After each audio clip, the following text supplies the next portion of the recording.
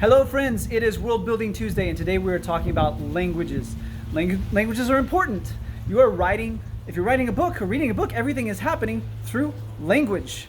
So you can't really write a story about a world without giving any thought to the languages of that world, right?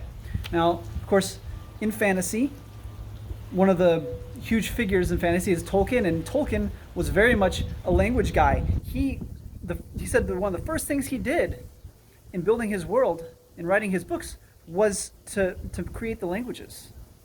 He started from there. And he said, people sometimes don't believe me when I say that, but that's really the truth. And I can see that in his writing. You can see that, and you can understand why. Because, for example, all the names that he has are based on these languages. So he didn't just think of names out of nothing. All of his names have meanings in these languages that he created, right? So it was a fundamental part of his world from the very beginning. And of course, in his books, the way he handles languages is that Westron is basically English. Even though I'm sure in his world it isn't actually English, it is represented as English because he needs to be able to tell a story, right? So Westron is always represented as English, as modern English. But then he has all these other languages, and those he expresses directly. He'll have passages, he'll have poems, songs related in that language that he has constructed, and it gives you this feel that this is a real world. It gives you a whole lot more depth, a greater sense of depth in this world that he has created. Now, of course, there are other approaches that authors can take to writing languages or writing about languages in their worlds. Some authors just kind of assume that everyone speaks the same language, and they give no explanation for why that would be. You have characters that venture into a new nation, into a new continent, into a new world, a new dimension, new universe, and for some reason everyone there speaks the same language as them, and they're able to communicate, and there's no explanation given for this. That annoys me. That's something that really annoys me, whether in science fiction or fantasy or anything. I don't like that, and I don't want to write like that. Then, of course, we have the Star Trek approach, which it kind of feels similar, but there actually is an explanation where you have some underlying magic or technology that breaks through these language barriers. In Star Trek specifically, they have these little implants that have computers connected to them that translate alien languages so they can understand them. Of course, in fantasy, you can have someone cast a spell to make languages decipherable or whatever.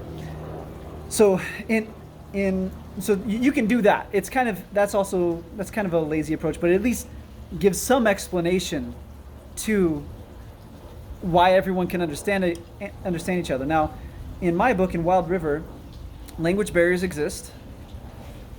The city of Wild River is itself kind of a melting pot. There are people there from many different many different cultures and nations, different linguistic backgrounds.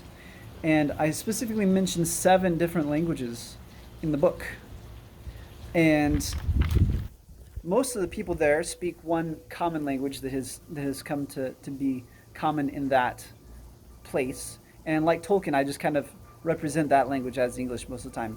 But when I have other languages come up, I'll just say which language is being spoken, and then I express it in English. I haven't actually constructed any other languages yet. I may do that between now and January. I might work on that, or I might have some of that in a future book in the series.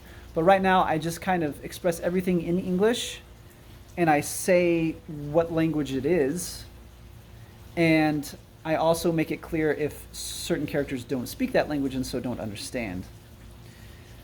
So yeah, that's just the way that I've chosen to do it in my books. Now, one interesting thing though is that of the various magical abilities that people in my story have that comes through their bloodlines, one of them is there's one bloodline where specifically they're just really, really good at learning languages. They'll just kind of sit and listen to people talk, and they'll very quickly pick up on that language and learn it, like in a matter of days.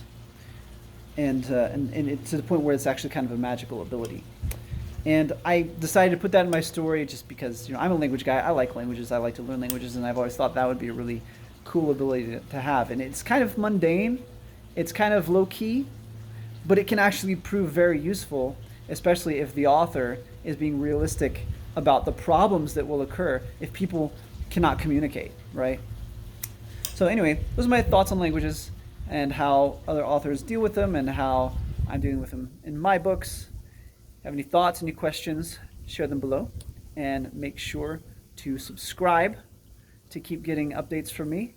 Again, I'm still working on my novella on Den of the Wolfman. That's going to be coming out soon. So again, subscribe to get updates on that, and I'll see you in the next video.